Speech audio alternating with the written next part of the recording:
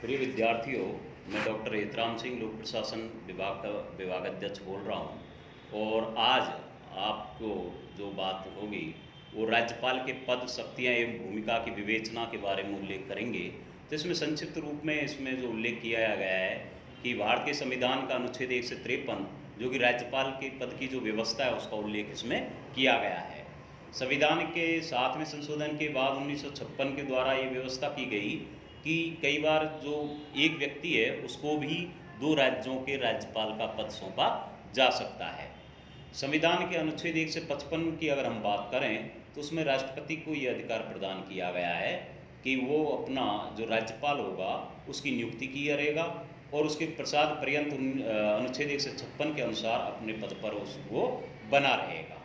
पद की योग्यताओं की अगर बात करें तो राज्यपाल के पद के लिए निम्न योग्यताएं निर्धारित की गई हैं, जैसे वो भारत का नागरिक हो, कम से कम 35 वर्ष की आयु का हो, केंद्र राज्य का विधायी का कोई सदस्य ना हो, वो किसी लाभ के पद पर नियुक्त ना हो, दिवालिया घोषित ना किया गया हो, आदि उसकी योग्यताएं निर्धारित की गई हैं। कार्यकाल इसका 5 वर्ष के लिए पूर्ण रूपेण जब तक शपथ ग्रहण करता है उस दिन से लेकर 5 वर्ष तक कार्य करेगा। अगर चाहे तो वो त्यागपत्र भी दे सकता है या फिर उसको राष्ट्रपति द्वारा हटाया भी जा सकता है। शपथ ग्रहण वो मुख्य न्यायाधीश होगा उस राज्य का, उस राज्य के मुख्य न्यायाधीश के सामने वो शपथ लेगा पद की।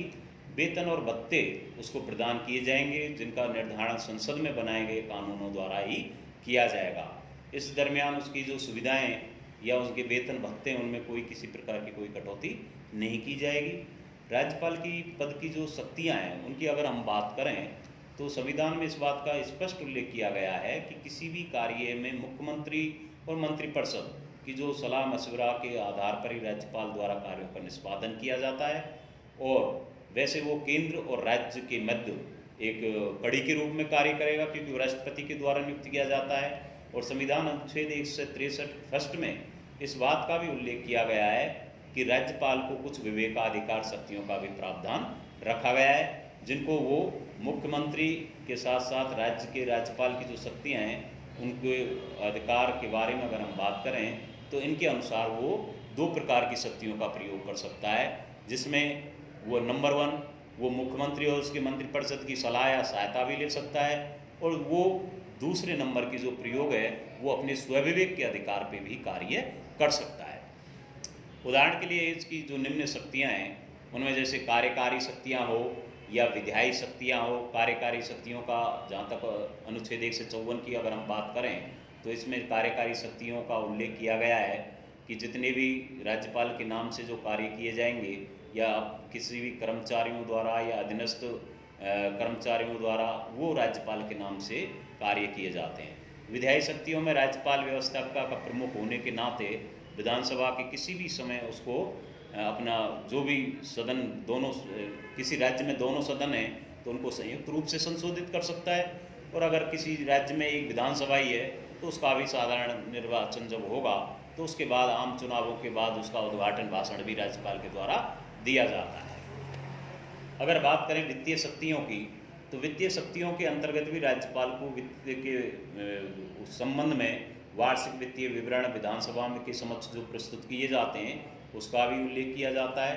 साथ ही आकस्मिक निदेशक या दृश्य व्यय की पूर्ति जो की जाती है उसकी आज्ञा भी राज्यपाल के द्वारा प्रदान की जाती है। न्यायिक शक्तियों की अगर हम बात करें तो संविधान द्वारा प्रदत्त जितनी भी जो शक्तियां हैं राज्यपाल को जो सूची में दी गई हैं राज्य सूची में उनको संबंध में वो अपने कार्य करेंगे। साथ ही किसी भी विषय में अगर न्यायालय द्वारा जो दंडित व्यक्ति हैं उनको वो क्षमा कर सकता है। हालांकि उसको इतने अधिकार प्रदान नहीं किए गए हैं जितना कि राष्ट्र के राष्ट्रपति को प्रदान किए गए हैं। इसके अलावा जिला न्यायाधीश न्यायिक कार्यों की नियुक्ति पदोन्नति संबंधित विषयों का भी राज्यपाल निर्णय करता है। इसके अलावा एक बात और ध्यान रखने वाली है कि फिर भी अगर हम बात करें तो भारत के संविधान का जो अनुच्छेद 72 है उसमें राष्ट्रपति को जो अधिकार प्रदान किए गए हैं वो अनुच्छेद 161 के अंतर्गत राज्यपाल को इतनी शक्तियां प्रदान नहीं की गई हैं। धन्यवाद।